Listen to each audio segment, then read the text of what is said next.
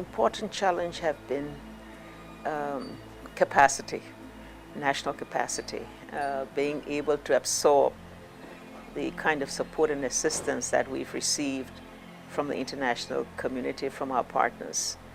And in large measure, this has contributed to the serious unemployment problem which we have among the youths, because these youths have not had the opportunity to go to school and to obtain a skill. And so being able to put them in productive endeavor is quite difficult because they haven't been trained. And unemployment then means that they remain vulnerable, maybe for recruitment by those who would wish to destabilize the state. They remain vulnerable to commit crimes such as armed robberies and all the things that we face that undermine our efforts to secure the population.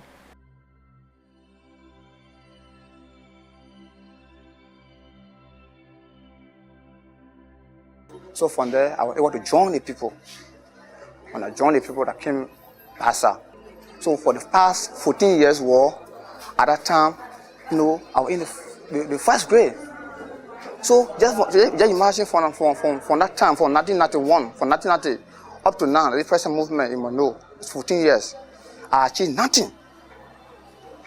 So from there, we heard about UNDP, and JIU people came in and said that so long the other people that take part into the war affected people, we want for them to get a small skill in them. So they make a disarmament area where people go and disarm. We put in for what you want to learn. And we put in for our very trades that we want to learn. I told them that I wanted to be a heavy-duty driver. And what we do with the youth. Because the future of this country is the youth of today. And I think for us, there's a flagship program that we call the National Volunteer Youth Service Corps. For us, that's a flagship program. What is it about? It's about taking young graduates from the university, training them, and sending them to the different counties where they do work in agriculture, in schools where they teach, and in clinics where they help. And I think for us, this is the program that will begin to prepare a different kind of youth for tomorrow. A youth that is about service, that's about commitment, and that's about tolerance. We are here as National Volunteer. We have come to give you assistance in the area of teaching, and we started by encouraging the children to come on time. Their dress code, we noticed that their dress code has not been neat. We have done our possible best to make sure that they come neat coming to school. And besides the area of cleaning, we have also educated them on activities pertaining cleaner campaign. Yeah. And we have also run a campaign on HIV and AIDS. And we have a lot of other campaigns to carry on.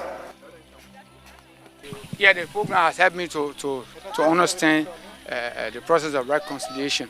Because when I came, even when we got here, to get these women together, we had a town hall meeting here where I told them, look, if you do volunteerism, just volunteer your service, there is benefit.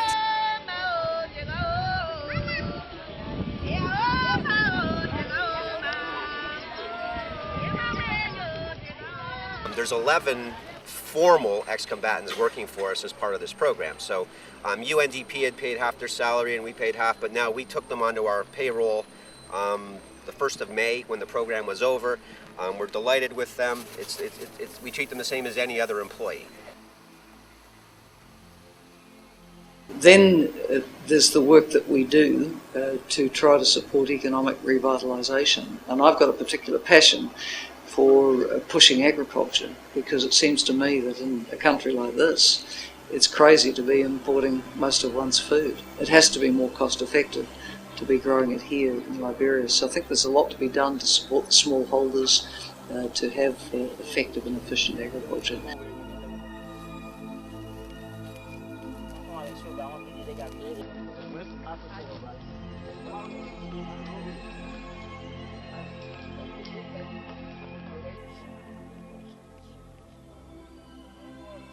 The MDGs are being implemented in Kokoya.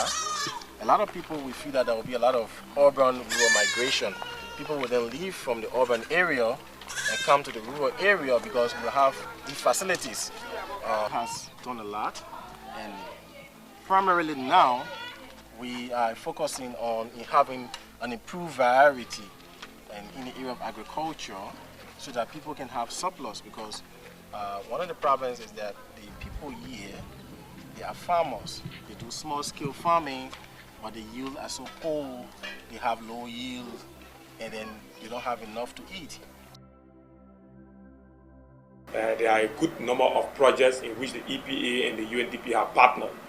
One thing I want to say very clearly here is that the UNDP is a pioneer partner of the EPA.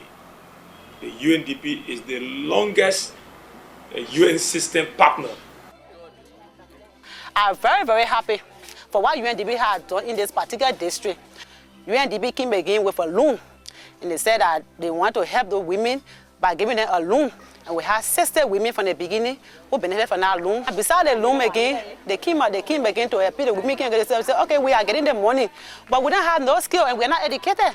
So we want for UNDP to please help us for skill training.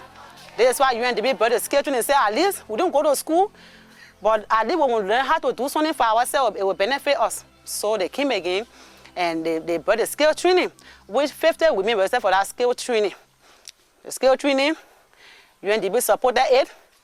We had 2 staff who were teaching the people, and they graduated this year, and only 40 were qualified.